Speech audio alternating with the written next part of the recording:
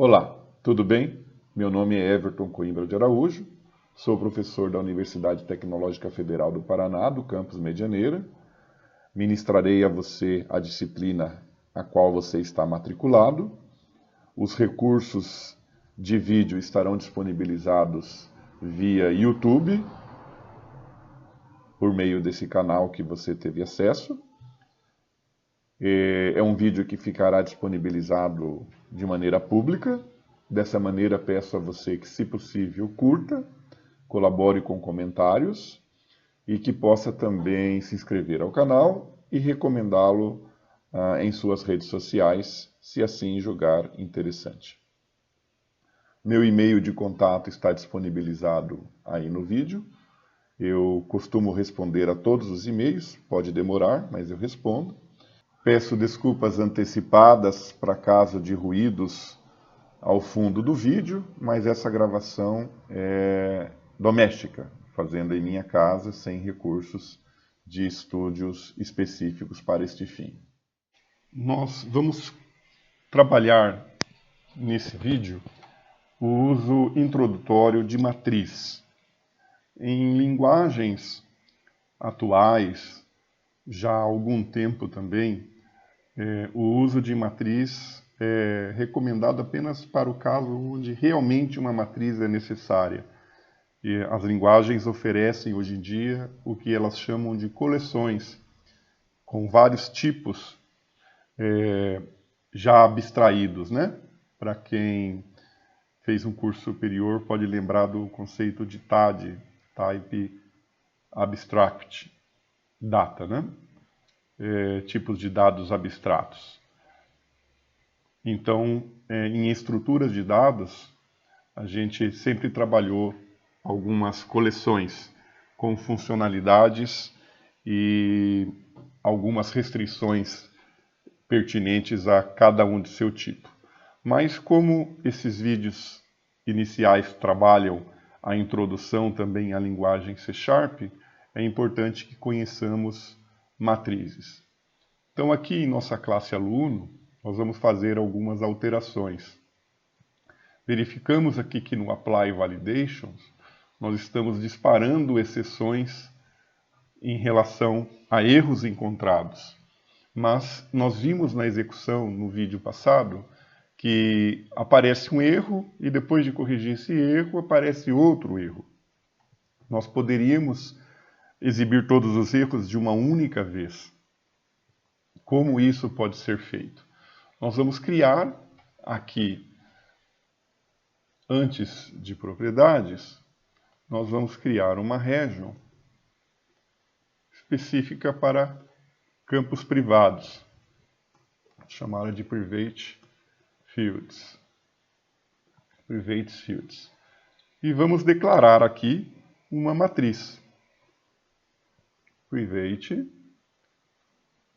tipo vai ser string, uma matriz, e vamos chamá-la de notifications, ou seja, notificações que devem ser exibidas ao usuário em caso de exceções terem ocorrido. E eu vou iniciá-la já com um tamanho. Vou colocar aqui 10. Bom, especificando então quando a gente define uma matriz, a gente tem que definir um tamanho nela, né?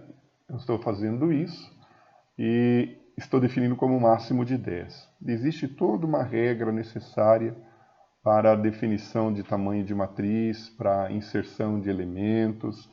A gente tem que cuidar para que não ultrapasse. Então a gente tem aqui o que a gente chama de tamanho físico, 10. Vão ser possíveis apenas 10 elementos nessa variável. Se passar disso, ele vai dar uma exceção de não cumprimento dessa norma. E a gente vai ter que trabalhar isso daí também. Mas não é o foco aqui agora, só o uso da matriz, porque nós vamos focar depois tudo em coleções. Muito bem. Então agora no nosso Apply Validations, nós vamos mudar, né? Nós vamos querer inserir as notificações. Então vamos criar um método aqui nessa região. Ele vai ser um método privado, porque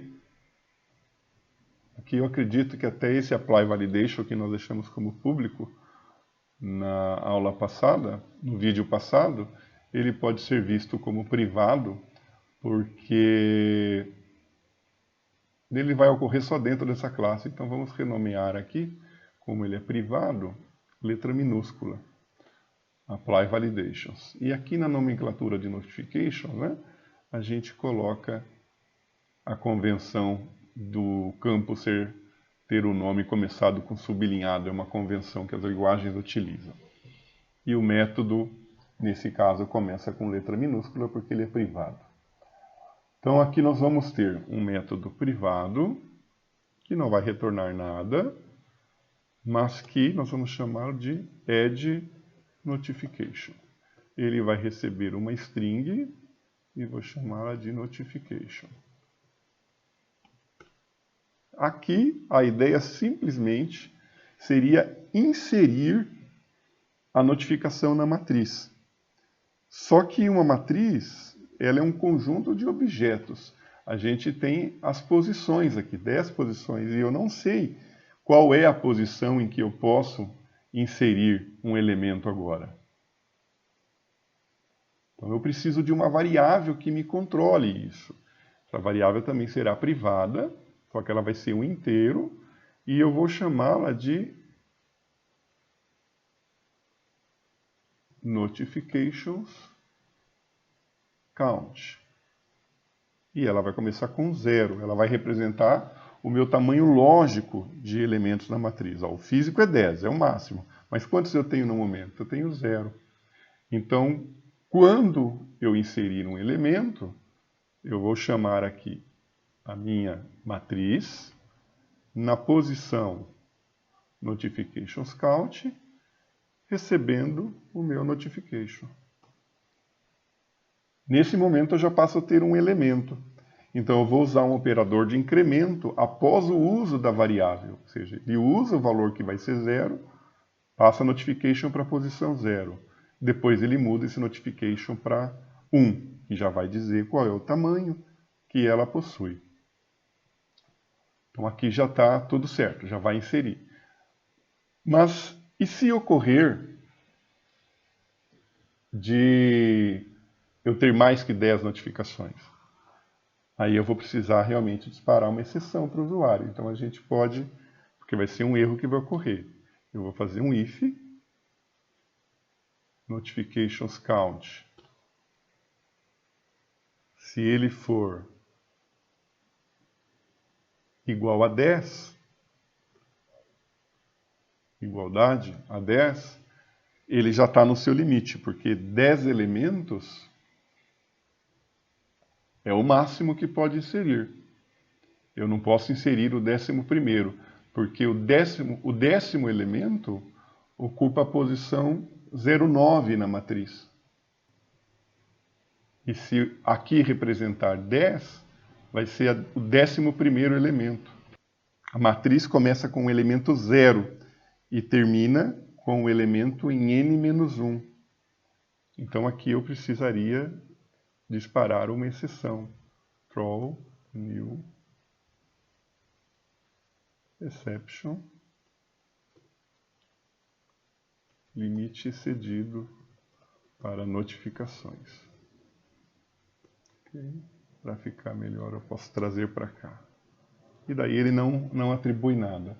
Aqui nós temos uma situação que estamos usando 10 aqui e estamos usando 10 aqui. Então se a gente mudar o tamanho de nossa matriz, a gente vai precisar percorrer todo o código utilizado, né? E a gente não quer isso.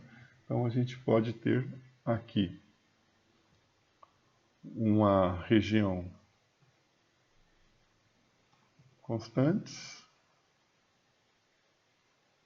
int region. Vamos colocar aqui um const int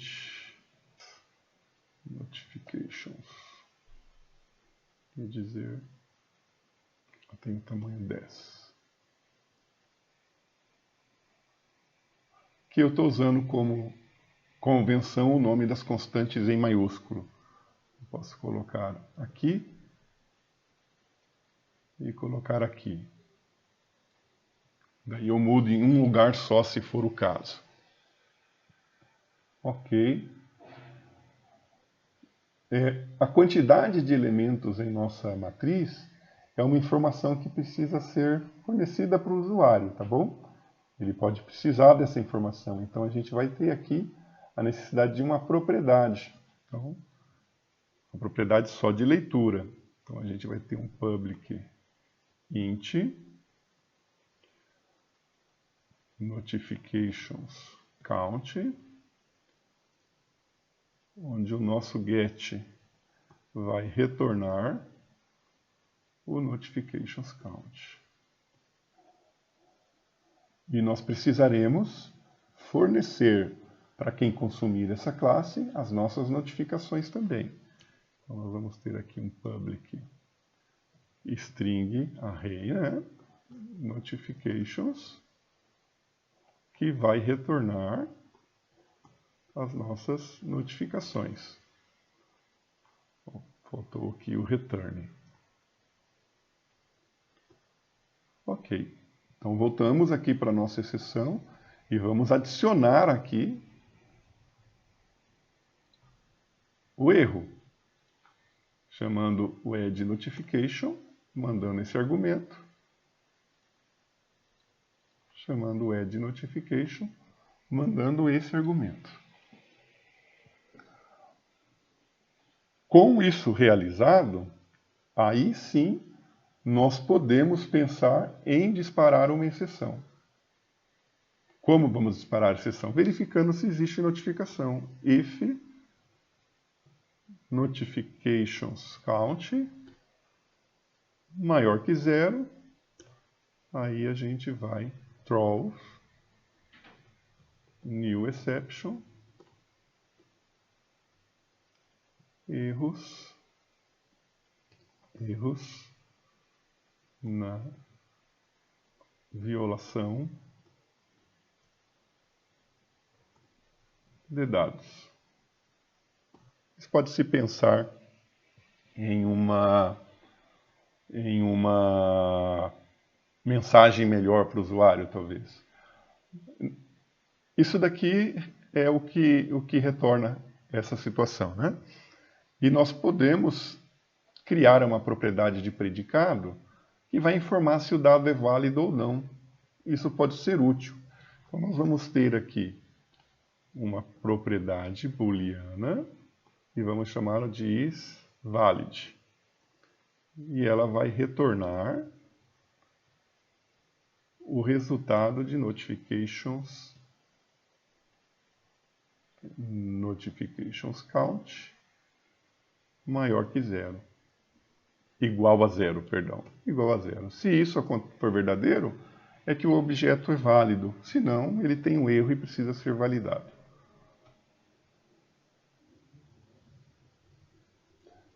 Pode ser necessário oferecer para o usuário uma possibilidade de limpar as notificações, né? E realizar a validação novamente. Então daí a gente trabalharia com o método de limpar a matriz, mas nós não veremos isso agora. Vamos apenas trabalhar o nosso teste. Vamos verificar aqui o que nós usamos como teste. Vamos inicialmente fazer o teste em nossa aplicação de console. Vamos verificar aqui as validações que nós vamos fazendo, o tamanho do nome e as datas, né? Vamos validar aqui o nome do aluno, tirar esse comentário aqui e comentar esse daqui. Também não faremos isso daqui, apenas isso. Vamos ver o que acontece nessa execução. Vamos determinar o projeto de console como de inicialização e vamos executá-lo. Erros na violação de dados. Por que nós colocamos isso? Ele deu esse erro, né?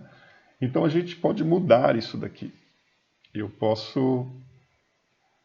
vou trabalhar com as minhas notificações. Então aqui nós vamos introduzir uma outra estrutura de código que é de repetição.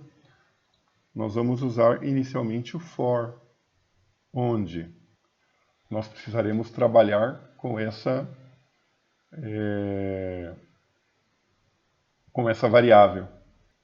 Porém, ela está sendo declarada só aqui. Mas nós precisaremos trabalhar com essa variável, porque é nela que existem os nossos erros. Então, nós teremos aqui o aluno, mas aqui nós não temos o acesso a essa variável, porque ela está sendo declarada aqui. Então, a gente precisa declarar essa variável fora do bloco try, para ela ter visibilidade em qualquer lugar. E daí está dizendo que estou redeclarando, né? Eu vou tirar daqui e uso apenas ela, instancio aqui.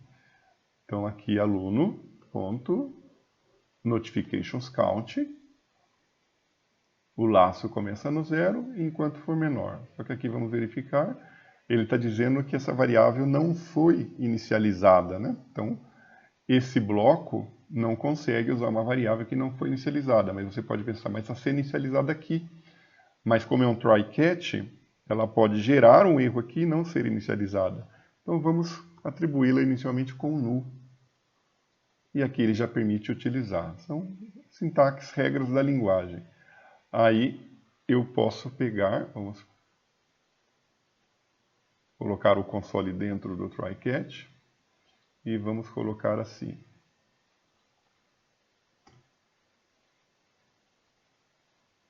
Aluno.notifications na posição i. E fecho a interpolação. Vamos executar.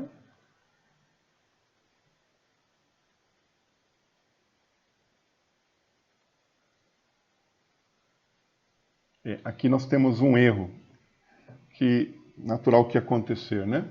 Como nós estamos, ele está dizendo que o aluno ainda continua nulo. Isso tem sentido porque aqui na nossa classe nós estamos disparando um exception dentro do construtor. O construtor é invocado aqui. Então o objeto não vai ser instanciado.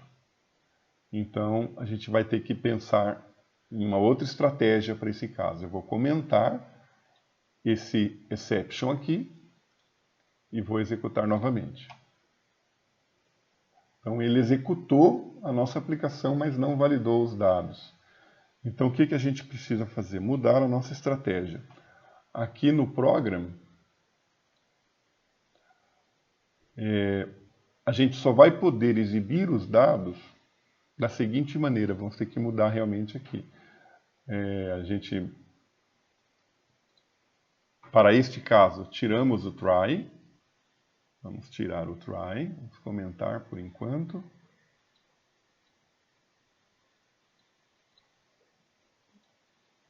Esses erros eles são providenciais aqui durante o vídeo para que você possa ver a real necessidade da implementação, da escolha de nossa implementação e escolher o que realmente pode ser necessário. Então, para que os dados sejam exibidos, né, aqui como eu tirei o try-catch, eu posso declarar aqui o aluno. E comento aqui também. Para que eu possa assumir que isso deva acontecer, eu preciso verificar. Vou eliminar esses códigos. Eu preciso verificar se o objeto é válido, né? If aluno is valid. Se isso for verdadeiro, vamos colocar um delimitador de bloco aqui só para ficar fácil de se entender. Ele exibe isso. Caso contrário, um outro delimitador de bloco, ele vai fazer isso daqui. E daí a gente pode colocar, então, antes dos erros, né? A exibição console.writeLine erros durante a inicialização do objeto.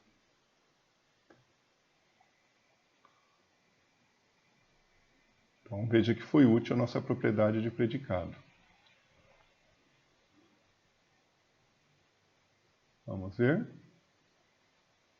Olha lá, erros durante a inicialização do objeto. O nome não pode ser nulo ou vazio. A data de nascimento não pode ser nula. Então, funcionou a nossa validação. O que nós precisamos fazer agora? Garantir que esse objeto não seja utilizado, não é? A variável está aqui e ela possui valores. Você quer ver?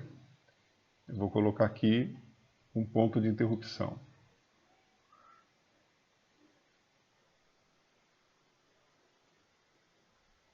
Ó, vou colocar aqui em aluno. Veja. Data de nascimento nula e o nome nulo. Mas o objeto existe. O objeto existe e ele colocou valores aqui. Então, a gente tem que... O objeto não pode ser usado, né? Então, em caso de erro, a gente pode chegar aqui e dizer, olha, o aluno, ele é nulo. Tudo tem um custo para a gente. Nós vimos que trabalhar com exceção é mais tranquilo, porque identificou o erro, dispara a exceção e interrompe a execução. Mas se a gente quiser exibir as mensagens para o usuário todas de uma vez, como nós fizemos, a gente precisa abrir mão dessa exceção de exibir erro por erro e exibir, deixar o objeto seguir o processo de inicialização e exibir as mensagens para o usuário apenas ao final. Então, tudo tem um custo para a gente. A gente tem que avaliar na nossa implementação o que vai ser melhor. Eu gostei dessa ideia, mas dá um pouco mais de trabalho para a gente.